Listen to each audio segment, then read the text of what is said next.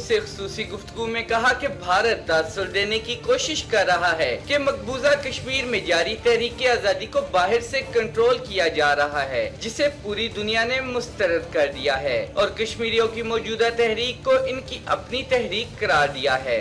बाहर से जैसा कि इंडिया उसको प्रोजेक्ट करने की कोशिश करता है कि ये बाहर से कोई कंट्रोल कर रहा है, इसको बाहर से कोई कंट्रोल नहीं कर सकता। और इस चीज़ का एतराफ़ जो है दुनिया कई ममालिक ने किया है कि it is out of question. ये रिडिकुल किया इस आइडिया को, इस नोशन को कि जी इसको कोई बाहर से कंट्रोल कर सकता है।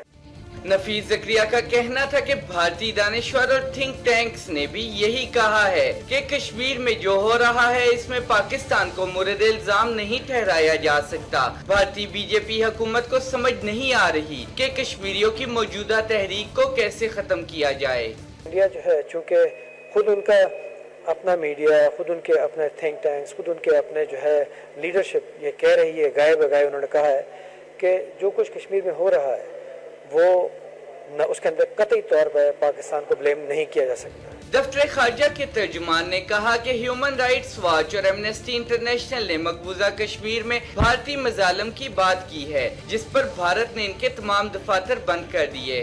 हमने बड़े खुले दिल से कहा कि जी कोई यूएन का मिशन आना चाहता है आए, और खुद यूएन को सोचना चाहिए कि अनमोगिप जो कि यूएन का ही का मिशन है उसको आज तक इंडिया में एक्सेस नहीं मिली है। तर्जुमान दफ्तर खारजा ने कहा कि आज़ाद कश्मीर में अक़वाम मुत्तहिदा के किसी भी इंसानी हकूक के मिशन को खुशामदीद कहेंगे, क्योंकि वहाँ इंसानी हकूक की पायमाली नहीं हो रही। कैमरामैन मुदस्सर रहीम के साथ अनवर अब्बास,